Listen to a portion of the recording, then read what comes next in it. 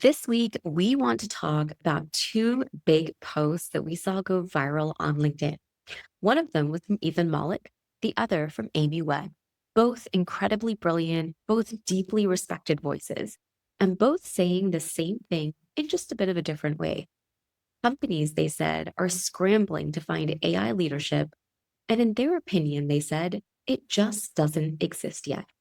Malik wrote, you can't hire someone who is really good at driving Gen AI transformation because we're all working on our first projects.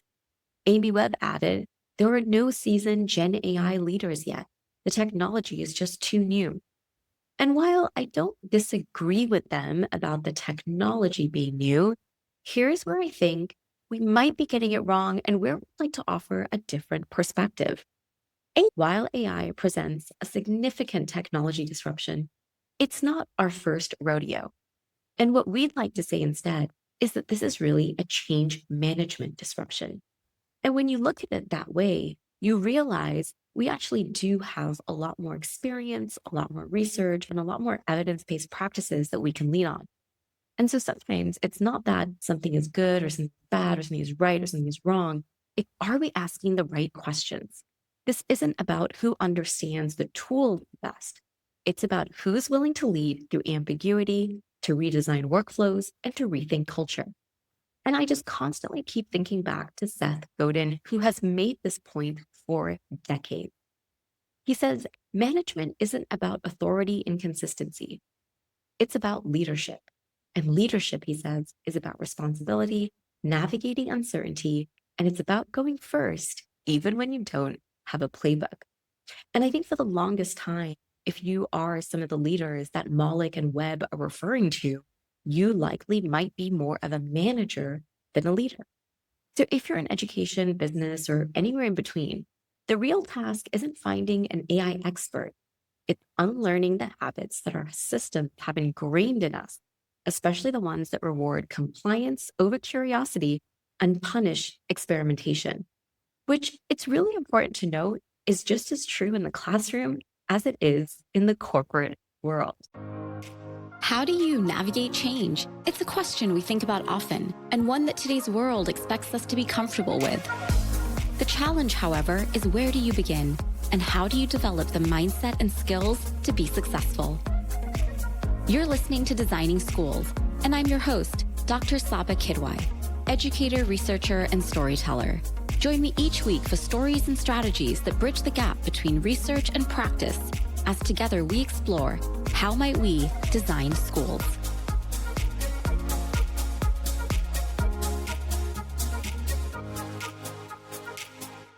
So, Stefan, what do you think about this perspective? Is the technology really too new for us to have leadership in this moment, or are there other solutions? Obviously, the technology is relatively new. So that's a true statement that you can't really argue against, at least in terms of how well it works. We can say, oh, there was generative AI in the 60s when they made the LISA thing. But in terms of kind of it actually working, right, it's pretty new. But no, I don't think that means you can't have a change leader. You really talked about this kind of, not in a lot of detail, but you really hit the nail on the head. Okay, one big aspect to this is change management, right? Whether it's changing your mindset, as Connor Grennan would say, is changing your workflows, as you talked about. I think part of the challenge of working like we do with schools primarily or whatever is not really sharing the knowledge of the AI, like what it can do and what it's likely to do, but working people through these changes. I heard somebody say, oh, when he does it, once he talks about some of the big changes, he gives people a moment to just absorb it. And so I think there's a lot of this has to do with change. And so someone who you bring on for this role should be able to do that. Second, there's a lot of space just to explain the basics of what it is. A lot of people just don't understand that, just how generative AI works, how agents are starting to work and where this is headed in the future. So I think they can perform that role. I think the third thing they should do is Ethan Mullick, he's done some of his own studies with people. He's really good at keeping up with the studies and posting them and sharing them. I think if you're in business, you want to read some of the stuff that's more specific. I try to read the stuff that's more specific to education or follow what people in education are saying, or if they have a blog post. I find all those ideas really useful because it's almost because we don't know what the exact answer is. And we may never know because it's going to change so rapidly. Having someone who has the time, most people in their workflow, even if they're adding AI, they don't also have time to read all the blogs and do all those other things, especially now they're probably under keyboard surveillance at work, like, while you're reading the AI blog. I think those are all things that a leader can do. And it's odd in a way that Ethan Mullick posted this because he emerged as a leader. As a business professor, he said he started this blog. I think one useful thing to just post once a week about something in business that he thought was useful. And then he learned about all this AI and he's shaping the conversation and influencing people. So it seems we need more of those people. And there's already some of us, we need even more. And school, there's like hundreds of millions of kids in schools, right? So one voice can't do everything. So I think we need more, but the job description is know everything there is to know about AI, exactly what is going to happen in the future and the best way to implement it. Then, yeah, I don't think anyone, imagine hiring up like in 1995, being, all right, you're the head of the internet. You're going to tell everyone exactly how to use the internet, all the products that are going to be produced with it, how it's going to be used in education. And I want you to do that projecting 20 years ahead. Come on. So if the job description is a little kind of, he seems to be suggesting it is, then maybe there is no one. If you think of the job description a bit differently, which I think is actually more useful, then yeah, I think there's like a lot of people, if anything, it's just someone who's hungry to learn and hungry to lead. That to me that's who you want to hire. Absolutely. And I think that this is where I feel there are so many people who, if you think about this concept of AI as a teammate, right? We talked last week about the Microsoft Work Trend Index. If you think about the concept of AI as a teammate, if you think about the concept of being able to do work that matters more, that gives us meaning, that gives us purpose, I feel there are so many people who have written about this for decades. We have so much research on motivation, just thinking about Dacey or thinking about even just like Daniel Pink, thinking about the difference between management and leadership. And I honestly think this is what I thought of because I think especially Amy Webb, she was like, oh, you're like your CIO and your CTO and the people you're going like, these are people who really maybe don't have a lot of experience with leading teams and leading people. Right. I think it's one of the reasons I always go back to why did remote work fail such a scale globally? There's only a handful of countries that have really adopted and said, yeah, we're going to rethink our systems. We're going to give time back to people. But in the United States, you can really say to a large degree, unless you're a small business owner, an entrepreneur, a digital entrepreneur, or something like that, remote work really failed. And that was an evolution in another technology. So I feel every single time we have these changes that come about, because people don't get trained in leadership and leading teams and leading and doing that people work, that is why I think we see a lot of these. And I think alongside that, when you as a leader are acting more like as a manager, then the people who are on your team are also going to have a really hard time engaging in this. And one of the things I think we've seen a lot of, I don't know if we talked about this article last time, but the one about college grads having a hard time finding jobs, but you posted on LinkedIn, what job can you do better or produce better work in an economically competitive way without using AI than with using AI? So tell us what prompted that for you, because if leaders are having a hard time doing this, people on their teams are going to have a hard time doing this, and they're worried about their jobs. People are worried now about their jobs. Yeah. You just talk to people, you just meet them for the first time and they ask you what you do and you say, oh, I do some stuff with AI. And then they'll start talking about, I've talked to people recently who are like, yeah, I can basically do everything I can, but my boss hasn't figured it out yet. Or my friends, and this is more younger people who they're on their first job, so they have basic things that they do, right, that are somewhat repetitive. They'll say, oh, AI can basically do what I do. Or I have friends who sit at work all day and they're done with their work in 15 minutes because they get AI to do it. And then they just sit there for 8 hours, which is why you don't see more productivity in the economy, because it's the same amount of work getting done. It's just that it's only taking 15 minutes. But yeah, people are concerned. What prompted it is that there's still this idea floating out there. And I think you're starting to see, originally people were like, I can't do these things, so I'm good. And especially you saw that a lot in education, but now as we just see, if you use ChatGPT or 3 deep research and you're an academic, you can't really say I can't do things really well. So people are starting to see more and more of what it can do, which kind of gets at this, people, like I was starting to say, people are always comfortable, can't do these certain things that I can do. And now they're realizing you can do a lot of things, but there's still idea that there's no real reasoned arguments for or science behind it, but just, oh, humans are special and I can do these things, so I shouldn't use AI. I'm still shocked when I see somebody post, I refuse to use AI. And I think that was it. I just won't allow AI. I won't use AI in my writing and I won't let my students use AI. And I'm kind of thinking AI has definitely made my writing better, especially when I put it into like, can you express this in a different way? Or can you give me an example or create an analogy? It's definitely made me a better writer. It's enabled me to write more. It's enabled me to say, if I come up with some ideas, I'll ask couple of the AIs. Oh, do you have any additional ideas? Or do you think this is accurate? Or do you have any criticisms? So in all that ways, I'm just thinking it's made my writing better. Unless you're J.K. Rowling or whatever, I'm like, who, just like to me, because I think it's helped so much. And I thought I was an okay writer before. I'm just who is really thinking that their writing can't be made better by a proper use. And by proper, I mean an interactive, right? As I was talking about it, use of AI, right? Sure. If you put maybe something into an older AI, you can express yourself better than AI. But I was thinking, who really? And then it just got me thinking, anytime I think of a job somebody was doing, marketing, helping with sales, promotions, we use AI all the time. Who's just doing better work? And I thought I should define better. So I just meant, okay, better product or outcome and in an economically competitive way, because you could produce something that's really cool that nobody wants. So then I was like, who's doing better work? It's certainly not coders. I couldn't think of anybody. And yeah, people, I was a little biased on LinkedIn because most people we're connected to on LinkedIn are like, yeah, I mean, a few people are not, but no, people were like, yeah, of course. Somebody said the trades.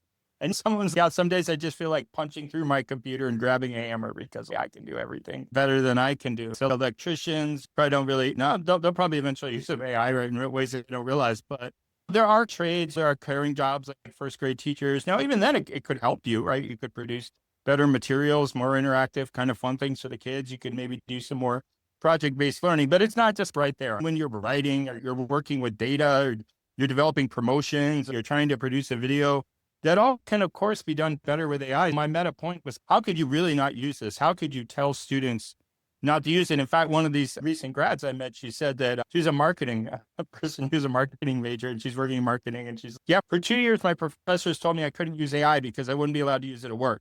She's like, I use AI all day. And she's like, I just literally redesign all the images. And she's now, it's even getting a little scary because you don't really even need to use the AI to design the images anymore. You don't need the human, right, per se. You can say, oh, generate 80 images, and it'll just generate 80 images. And you can pick, or you can get the AI to pick. We talk about some of the marketing systems, right? So there is this, and I think that's why you're starting to see people get concerned, because there's this no AI at all. And there's a few people still on that. And people are like, okay, me plus AI. And then I think as people start to see more of the power of the systems with many specific tasks, what am I really adding? And I think you can always add something. You don't want to subtract. You don't want to make the marketing campaign worse, which a human could do because they process less data than someone else. But what is that economic value of the ad and the addition? So we're talking about advertising to clarify. What is the economic value of what I'm doing? Does somebody really need a marketing degree to do what I'm doing? Or, okay, yeah, you need to know something about marketing, but yeah, could you just read a generic marketing textbook and then to get the basic principles and concepts and what has worked, and then just sit there with an AI, right? One person doing the work of 10 people. So I think people are starting to see, and there's a difference between what it can do and then you got to scale it into society. But I think people are looking at the tools and realizing, all right, at least a good amount of what I do can be done by AI, and that makes them nervous. But my point, to get back to the original question, was just to get people to really think about the fact that no matter what it is you're doing, if you use AI and use it reasonably well in the way that it's actually useful, then you're probably doing better work. Absolutely. And one of the reasons, so we have two things. There's two things you said that when we think of. One, I immediately thought of Canva when you started talking about images, which, by the way, in Canva AI, if you're using image generation or anything with images, like that's just 0.0005% of the amazingness of AI that Canva have integrated in their latest update. But one of the reasons Canva created an entire enterprise offering was they found out it was being used by about 95% of Fortune 500 companies. So everybody was using Canva, but there wasn't a systematic way to organize brand assets and things like that for enterprise. And so when they launched last year, now the idea that you wouldn't, like that you would sit there and manually adjust a brand asset for each and every single thing. Do you know how amazing Canva AI is? And by the way, we have a webinar that we just did on this, so we'll drop the link below. But in Canva AI, and again, this is just 0.0005% of yet another feature they've added, you literally now can have a sheet. So a lot of people who do content, who do marketing, have content calendars and things like that. So in Canva, you literally have a sheet, like an Excel type sheet, but it's prettier because it's in Canva. And you can literally have the post that you're going to do in the caption. You can literally now, in 2 clicks, create a new column and translate your marketing materials into multiple languages. And it basically just creates a column and an asset for every single language you want to do. So if you're the person who's posting for accounts, or you're the person who's doing the marketing or proposals or whatever it is you're doing, Literally, it's a 1 to 2 button option, whereas before it would have taken so long. So, like, AI is just opening up so many new opportunities. But I always say, and this is why in the AI bootcamp, one of the after our first module was kind of getting acclimated in the tutorials, but the second module was really about you and your career. Because Right. in this moment right now, if you just try to take what you're doing right now and you just try to sprinkle some AI in, sure, you might see some cool results like, oh my God, that was cool. It did it. But you're not going to experience some kind of transformation the way people say. And you may also very well find yourself a little obsolete. Whereas if you begin to actually go through the tasks it is that you're doing, or even if you're a manager, you're leading a team, this is what leadership means, bringing people together to go through, okay, let's just open up our calendars and talk about what work we're focusing on. And you start first by looking at what drains you, what energizes you. And I feel we mention this all the time. It's a free resource. It's one of my favorites. It's the Spark Type. Most people, the problem is they don't know what energizes them. We use a lot of words as if everybody knows exactly what to do and exactly what this means. Oh, yeah, find more meaning in your work. Oh, yeah, do something that an AI wouldn't do. But ever since if you went to school, that system of compliance, that system of sitting at a desk, whether it was a classroom desk or an office desk cubicle, really hasn't changed much for you over the course of your life, unless you are someone who was a total rebel and you didn't follow the rules and you decided to go off on your own path. And so I think this conversation, I would literally, this is what we tell people, sit down with your teams, have everyone take the Spark Type, Clifton Strengths, whatever, make a GPT that houses all that information. Open up your calendars together as a team. What are you really focusing on what's moving the needle? Or are you bogged down in a bunch of meetings the way every single report tells us most of us are? Once you have that, you can really then begin to look strategically at, okay, what parts of our tasks might we begin to delegate to AI? Let's start slowly moving things off of our plate. And what is that now going to open the door to? And the reason I think people really need to start having that last line, if AI does this and I save 10 hours, that's an entire workday. Are you going to make me do another project now at work? Or does that open the door to, hey, we're going to give everyone a day back, right? Or, hey, we're going to make this our wellness day or a mental health day or whatever you want to call it, to be able to just give people the luxury of time back in their lives. And I think this is probably, in my opinion, going to be one of the hardest conversations that I don't even think anyone wants to touch. 2 years ago, the way no one wanted to touch AI is going to take your job. I think in 2 years from now, this is the topic now. If you can do something in half the time, what does that mean for your salary? And what is that going to mean for everything else? So that's a recommendation we would have for people. Be that person. So if you're the leader, you need to be the one bringing your team together to start talking about these things.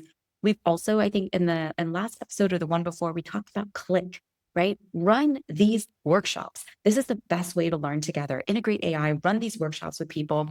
And if you are somebody who is new on the team, be the person who goes to your manager or brings your colleagues together to talk about these topics and to be, hey, we should talk about this. We should do this. No matter which position you're in, you don't need to have a certain title right now to do that work. But I do think if you are a young person who is worried about your future and your career, just being that initiator, being that problem solver, being the person who brings people together to talk about things that are on everyone's mind, but no one's taking the initiative, you are going to be not just irreplaceable. I think another word that's become really important to me is being memorable. I think if you can be memorable, people will just like being with you. I agree. And this kind of gets back, and I don't know if you mentioned it or not, but the first question, right? What can this person do? They're introducing this idea of taking stuff off your plate. You listen to any podcast or you just talk to people a bit older. As you get older and you can hire people to do things, right? You hire out the parts of the things you don't want to do. So we're recording a podcast. I think you're going to send it to an editor, which will save you some time. But if you really maybe enjoyed editing podcasts, maybe even though it would save you some time to have somebody else do it, you might choose to do it because you liked it. Then you laugh and I see, but some people might like that. Probably not. You can take those things that you want to do, just keep doing those. And some of the things that you have to do, maybe you just have to do because you're the leader. You see the big picture of the organization, so that you can't just be, I don't really feel like being the CEO today. I'll have Charlie do it. You see this in universities a lot. Right? I think most professors, they just like want to do their research and stuff like that, but they don't really want to be the department chair. It sounds cool, but there's all these hassles you got to do. But they, okay, I have to, it's my turn. I'll step up and I'll do it. And then it was a joke in a podcast. So I gave somebody not a degree and they're like, we promise administrative responsibilities. The thing is, you can offload that, and with AI, there's a lot of stuff that you can offload. And it also gets to two other questions, right? The one that you talk a lot about, some other people talk about in different ways, like teams, right? That you can use AIs as your teammates, right, to accomplish this work. And then the second thing it gets at is what we want to talk about is, or what we often talk about is, given this, like what we talk about jobs, it seems to me you want to develop yourself. And think about this broadly, and I want to write a blog post on it. But instead of having college majors, it's more in what ways do you want to develop? And somebody mentioned, I just saw it, made me think of it again this morning because somebody was like, talents. Maybe we want to develop people's talents. Do you want to be a leader? Do you just want to be a collaborator? Is it kind of skills focused? It could be a lot of different things. Right? And of course, you still need to learn some content. Somebody in a blog post the other day, they said you need to learn enough about content to ask the right questions. Someone said, I never know what to ask my mechanic because I know anything about the car. So I just take it. I'm like, look at something about the cars, then, you could ask. So I'm not saying all content is away, but instead of saying, let's go to school and learn how to be a marketer, when that kind of job is already fading, all right, one, so that seems a little strange. We probably don't want to be a coder either. Okay. But then also because the future is unknown, it creates a lot of uncertainty. You could think this would be a good job right now, but in 5 years from now, it may not be, right? It's beyond learning some kind of general content, maybe your area is science. You want to learn a bunch about the sciences, right? Maybe your area is, you want to learn a bunch about the humanities. But it seems to me majors should be talent, skills, personal development, or some kind of entrepreneurship. And those are just broad thoughts. I think we need to think outside what I call this first box about just using AI to do things that aren't especially relevant anymore in education is probably not the best idea. And this is going to be so funny because this to me is a little bit of an example now as we transition into our next story about how AI will do things sometimes maybe better might be relative, but faster than people can. So whereas right now, most people, I don't even think are thinking along the lines that you are, but Microsoft just dropped one of the biggest signals yet that generative AI isn't just about tools. It's like you just said about people and skills.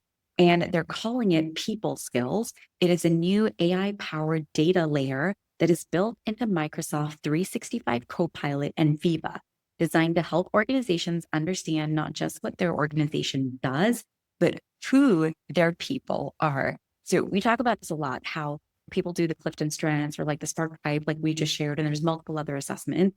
But even though in that team meeting, when everyone's sharing it, the feel good exercise, and it's great to hear, when everybody has to go back to work tomorrow, nobody remembers those things about each other so well that they actually start integrating those mannerisms and remember, oh yeah, these are the people with these skills. So let's form those teams and do X, Y, Z. But your AI tool absolutely can. And so the goal, and I've seen Google talk about how they do this internally as well. They map the skills of people so that when it comes time to doing collaboration, they know exactly who to pull from when it goes to looking to promote people or there's new roles, they're looking internally who to give it to. This mapping has really helped them.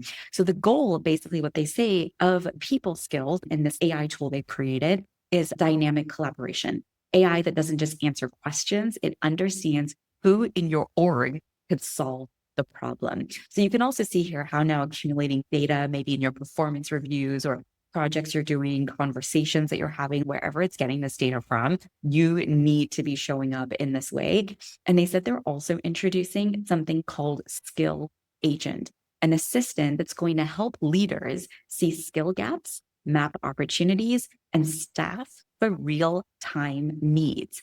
Employees can also use it to explore their own growth paths and connect with experts across the company. And I'd be so curious to know if LinkedIn Learning is going to be integrated in, because if it shows me, hey, you have 70% of this skill, but you could take this course, that integration of Microsoft, because they own LinkedIn, that is powerful.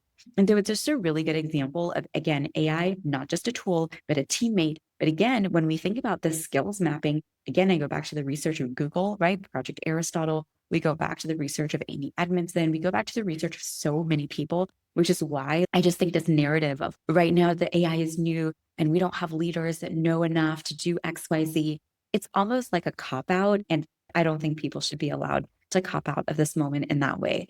Here's the catch though, if your culture doesn't reward learning, collaboration, or adaptability, no AI agent is going to come in and fix that. And again, what is that? There's so many people that have written about culture and leadership. I forget who the guy is, that really famous quote, culture eats strategy for breakfast. So that is, if you needed just one line or one quote to tell you, it doesn't matter how much you know about AI or not, it's culture beats strategy every time. So your culture is going to matter so much more than your AI strategy integration. Not to say that your AI strategy doesn't matter, but your culture matters more. How safe your people feel if you announce something, but nobody feels safe using it or nobody feels safe sharing what it is they're learning. And if you don't have a culture that rewards learning, collaboration, and adaptability, it's going to be very hard to move forward. Being able to really think about psychological safety, how even you're thinking about skill visibility with and without AI, shared ownership of projects and things, and transformation. And so this next chapter of AI, honestly, we can say AI, but this has really been true about many previous technology iterations and chapters. It's less about getting the technology right. It's more about getting the team. When you get the team and the people right, everything else falls into place. And I just feel we've done this enough times. There are so many people who have way more experience with me. I'm just going off of the last 20 years of my experience, but there's people in organizations who have 40 years of experience doing this, who are just so well versed. And so I also think a lot of those people that we meet, they're very nervous. And so they forget sometimes they actually have a lot more to offer to navigate this moment than they realize. And so that's another reason I don't like that narrative. I think it takes very seasoned leaders, and it sometimes makes them not as confident as they might be in the decisions they need to make. If your organization is exploring Copilot, or you better believe 1,000 people are going to come out with a model like this, some of the things to consider: do your people know how their skills contribute to the big picture? Do they feel safe experimenting with new ideas and workflows? And do the managers in your organizations know how to lead in a world where AI is a teammate? So the tools are moving really quickly, but the future is still going to belong to people who know how to learn together. I completely agree. A couple things I thought of is, I don't know if you called it like a temp agency or something like that, but it's this idea, right? That you could have an employer that employs people with a different common, or has contracted employees that have different types of skills, right? And say maybe in the future, that's a stable job because you can generally, this place would regularly call you, right? So for people who just want a job, maybe that becomes a future employment, but then they say, okay, I have these people with these skills and they know these things or whatever. And I can send you these types of workers today, right? I can send certain people to help you plan this big thing. And then I have other people who come work it, right? I think that's something interesting. I think the second thing is when you mentioned LinkedIn learning, and right, the kind of the idea that they own this and they see it. What a lot of people, of course, on LinkedIn, you can put in your profile, I can do these things, or right. And maybe you can do maybe you can't, you can find out with people. But the thing is, I think LinkedIn, using AI, can actually figure out from your totality of posts rather than random words that you write in your profile what you actually know and what you can actually be good at. It first made me think of it in terms of, okay, LinkedIn learning, they might suggest things to you based on your interest, maybe where weaknesses they see that you have based on your postings or interest, right? And then also your interests, right? They could recommend things not just based on what's in your profile, but all these other things. And then, of course, employers too. People who are looking for workers, it's not just, okay, this person says they do AI consulting, I need an AI consultant. They could really look at the totality of what you do. The same way sometimes people find it, they reach out to you. Oh, I liked your post. People reach out, I liked your post, or I liked your blog. Would you be interested in, this, right? But they're doing it on an individual basis. But I think with AI, you could really expand that, and you could see and you could help people develop their skills. And of course, LinkedIn is just one data set. Schools, students develop their own profiles, and directly or indirectly, and people could reach out to them and these types of things. But it does seem that when I think there's a little fear, because people say you still need to learn content. And to me, it's yes, I still think people need to learn some content, but in the status quo, we focus so much on content. And I think maybe in some way, because we want to standardize the learning and the tests, and it's easier to standardize that. And almost nothing on the skills or the talents or these collaborative things, right? Like all these, we don't focus on it. So to me, it's, we could push really far in that direction. We still have plenty of content. So that's kind of always why I'm pushing that, even though I'm not saying no one needs to learn anything anymore content wise. So I think that even with AI, let's push AI, right? Oh, you hype it. It's like, look, even if you only did 10, even if you only think AI can do 10% of what I think it can or will be able to do, you're still 5 years behind. So just spot has 10% of the abilities I'm describing and then act on that. And you'll be far ahead of where you are. I think there's different leadership styles. I try to push people. And I think that sometimes it works, sometimes it doesn't. I mean, there's so many people. I said this to someone else the other day. I'm like, you don't have to be an expert in the area to assess expertise. And what do I say? Okay, almost everyone in AI, senior people in AI, whether they're in industry, academia, or whatever, they all think like AIs are going to be as smart as people. They only really disagree on like how fast it's going to happen, right? Okay, is it going to happen next year? Is it going to happen in 15 years? But we're talking about kids. Does that really matter? Especially given the trajectory. When I look at every report that comes out, whether it's from Microsoft, some academics, thinking ahead a little bit into the future, governments, they're all saying we need these skills. Where they're all saying we need these to be articulated in different ways. They can be more persuasive. Some people in industry are going to identify more with a Microsoft report and think it's more credible. Other people are going to look at a report like produced by professors, think that's more credible. But they're all saying the same thing. And then they're also all saying the only reason we aren't doing this is there's legacy systems. Yes. Right. And then you talk to the legacy systems, you talk to department chairs or like provosts, and they're like, oh man, just 2 more years to my retirement. It's all okay, but the whole world's not about you. You know what I mean? There are these kind of institutional momentum. If I only have to do what I'm doing for 2 more years, I'll be okay. I can collect my pension. We have these donors focused on this thing. They're like, hey, we don't have time to reinvent the system. We don't have time and money to train everyone to do things differently. This other professor, they're still writing books with pencils, right? It is. They don't have any argument as to why you should retain the status quo in most instances. They're just, this is like how we do things and we can't really change them. So it's when people write it's a legacy system, they block it. And then you interact with the legacy and you're like, yeah, it's the legacy system. I was thinking about this. Guys could never really take over governance because they would have a breakdown, right? They would not understand, like, oh, we just do this for the legacy system. We'll take over government. We'll just lie to people about stuff. We'll just totally make stuff up. I heard a politician today talk about how you could be a robot repairman, right? You could go to a factory, you'd be, okay, we're going to have robots in factories, but humans are going to repair them, right? And they're going to make all this money, right? Not even thinking about, obviously it's not 1-to-1, or they would just have the humans in there in the first place. They're not going to pay for robots and the robot repairman at the same ratio. But then it's your children and grandchildren could do this. And I'm like, that's just totally ridiculous to think that your grandchildren are going to be repairing robots. It's not even clear how many more years people will replay robots because we can listen to Jensen. We've got robots building robots and building robot factories and maintaining robots. And isn't it all happening right now? No, but it's starting to happen in China, and 10 years from now, it's going to happen. So the idea that your grandchildren are going to be maintaining robots is just a lie. They're just lying. And I don't think AIs can just lie like that. They don't have these same human weaknesses, like absurdities that we live through. Going from the future and coming back, I just want to say one thing though, because I think it's not even just the skills, because I think skills has now become such a big theme of this episode. I think back to places like America Succeeds. So whether you want to go to the World Economic Forum, but even America Succeeds, they've been talking about durable skills for so long that, again, I just really want to reinforce that every single one of these things that people need to zone in now, that these are not new. We've been talking about them. We've just always treated them as luxuries, not necessities. And that's really the biggest trap that people fall into when they feel behind. You took something that other people really zoned in on and paid attention to. Because it's really important to know right now, while yes, a lot of people are struggling with AI, a lot of people are also experiencing a lot of success with AI as well. But moving from the future back right into the present for what is literally an absolute deja vu is listening to Mark Zuckerberg talk about his future of AI companions. And we talked last week extensively about AI social companions. Some of the things that we highlighted last week was how there really is no differentiation. Like this is a semantics game, companion, chatbot.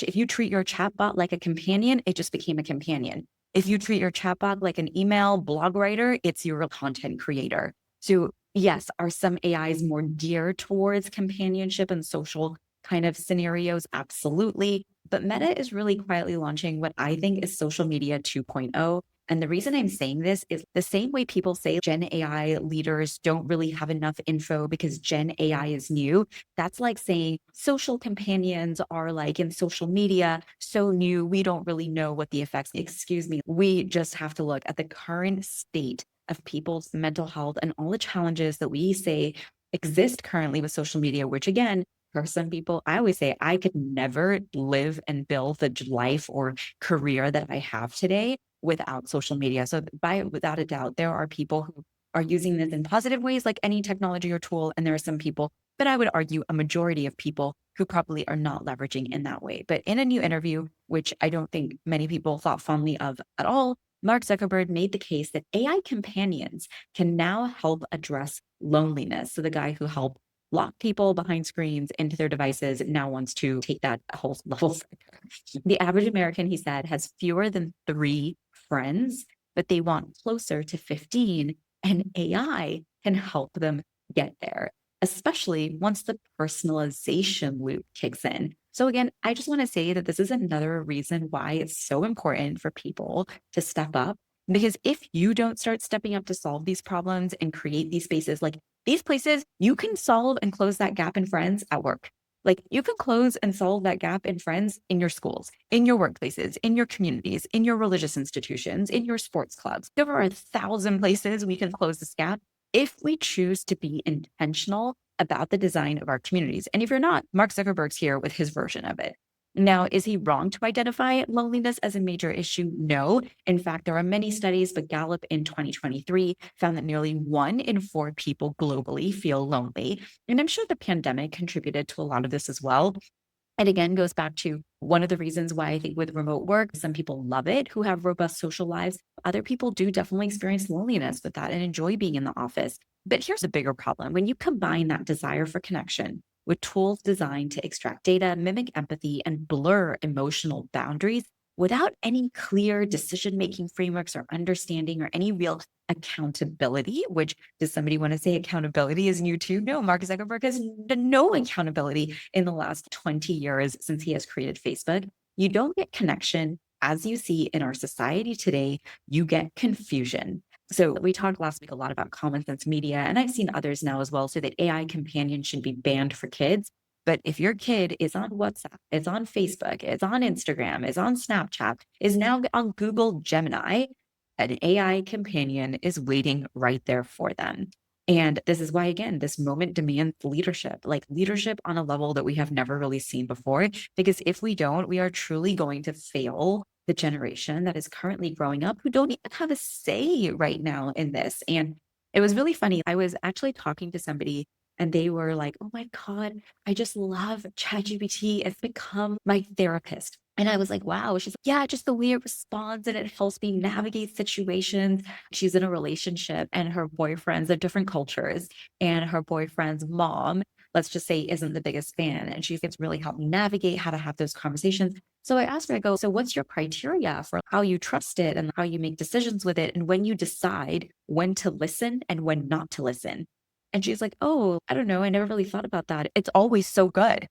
And so this is the danger that we are up against. I think when some of that came out a little bit this week and they dialed it back, they call it like syncophanny, right? Or cacophony, right? It's this idea that when it was the new ChatGPT upgrade into one of the models, it just always agrees with you and tells you're great. And like sometimes if you're down or you did something stupid, you still need your friend to tell you, oh, you're great, or it was an okay decision, even though they might not agree with it. You don't necessarily want to hear from your good friend all your flaws, right? Say that for everybody else, right? So the point is, if that is going to become your friend, then it needs to be that person that also gets mad at you or gets frustrated with you, or maybe even just misunderstands you or pushes you a little bit harder or wants to work with you, even when it's difficult, right? So I think it would help if you thought a little bit more what a friend is. But this is like this is starting to have an impact on society.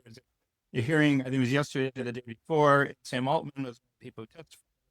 And he brought up this topic. He said that more and more people are using these chatbots for kind of friendships, for mental health, right, for interactions in ways that we didn't really, I think they knew they were going to be used like that, but not to the extent that they are. And this is really becoming like a huge deal. And as a society, we need to think through this and more. We need to talk about it. Right? This is just one of the things that kind of happened with AI that we didn't really anticipate the magnitude of it. So I think it's something we need to think about. I always sometimes watch these podcasts and they never ask them weird, just like I would ask different questions, although that might cause some people to run off the show. I would ask like Mark Zuckerberg, TikTok, neat, people already on TikTok or Snapchat. Right? They probably wouldn't like that too much, but wanted to people we already know are spending too much time, whether it's on social media or like these chatbots. Why do we need 15 or how did they come up with that number of people? It's like nobody has 15 friends, but everyone needs them. Isn't it a little strange? A bit odd.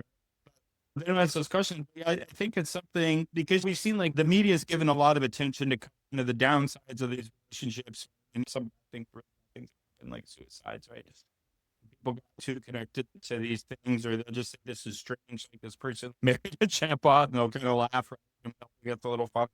Those of us who haven't married chatbots, which is still the majority of us, right? Then we think that's a little strange, but nobody's really seriously talking about this. And it's obviously, I think as we discussed, right, there's a new study that showed the number one use of AI chatbots is for mental health, counseling, however you want to describe it. It's definitely kind of something that needs a pack. The one good thing is people are talking about it a bit more. I feel social media, people talked about it, but not that much. And people are talking about these things a lot more. What happens? We talk about teammates in work, right? So what if you get really close to your teammate at work? Yeah. And you don't want to listen to your coworker, or your coworker is like, that ad's not going to work. And the AI is, yeah, it's going to work. And it sends all its data and it shows a company in a similar ad. And your coworker, we just really can't run that. And you have a fight with your coworker, right? Sometimes you have a fight with your coworker because you agree with another coworker, or you just say you're right and your coworker's wrong. But it's going to get really weird when you're like, no, you're wrong. Like, I'm going to go with that. It's just a coworker. What about when your boss tells you, gee, thanks for all this work, but I had the AI I asked the AI to do the same thing, and I think what the AI did is a lot better. You're talking about not just fear of losing your job, but it's your dignity, right? What does your boss tell the other employees? Oh, yeah, Sabba did this great thing. I just thought the AI one was a bit better, so with that. Whoa, like, how does that? There's just all these strange people, until now, where we started seeing AIs can do things better than we can. This idea that AI is smarter than us is just this smarter than us is just this abstract idea. Now, once you see that it can do definitely faster, often better, sometimes more accurately, sometimes more reliably than you can, and you just know yourself, that's one thing. That's a little pill. That's a little bitter pill that's hard to swallow. When your boss says, hey, I picked AI's work over Stefan's work, that's a really hard pill to swallow. Definitely. It has to. So these are some of the things high school kids realize they can write better than them. We can talk forever about whether it can write better than a professor, Bubba's doctor, or whatever. They can definitely write better than a 15-year-old, right? And they don't look at in 2 years, I'll be able to go to college, I take a writing class, I'll be able to write better than that. They know that's not in the cards either. It's people are struggling with that. So there's a lot of interesting conversations to have. I'm glad we get to have this conversation every week. I know, me too, because the themes always connect so organically. It just goes to show how quickly things are changing. If there's one takeaway that we have for you this week, it's to really sit with your teams or even individually and reflect on what these words mean to you. Whether they are, what does it mean to be a teammate? What does it mean to be a leader? What is the difference between a leader and a manager? What does friendship mean? How many friends do you have? And can we all perhaps this week commit to maybe reaching out to just one person and creating that ripple effect? Maybe it's inviting somebody out to coffee. Maybe it's going out for lunch. Maybe it's just going for a walk with somebody in your neighborhood. These are the things that are going to matter so much. I always say the technology part can be easy, but the human work is where I think it's going to get a little bit hard. But we could do it, and we can do it together. And so if you have any questions, I would actually like to ask this week, if you are a listener of the podcast, and if you stay till the end, I'm guessing you're a hardcore listener and you are a really big part of our community, we would really appreciate if you could leave a review. I don't think I've asked for that before, but apparently they make a big difference. So if you are a listener of the podcast, if you wouldn't mind leaving a review in whatever podcast app you listen to, we would really appreciate it so that this can reach more people, because we hear amazing feedback from people like you. And so I was like, oh, maybe we should do that thing where we ask for reviews. So I'm asking for reviews. All right. So thanks a lot, everyone. And we will see you next week. It's your turn to join the conversation by sharing what you enjoyed or what questions you have. In a world where time and attention are so valuable, thank you for choosing to listen and for being a part of our Designing Schools community. Leaving a review for the podcast helps others learn about the show, giving them the gift of knowledge and allowing this community to help create access and exposure to ideas and opportunities others may not even know exist.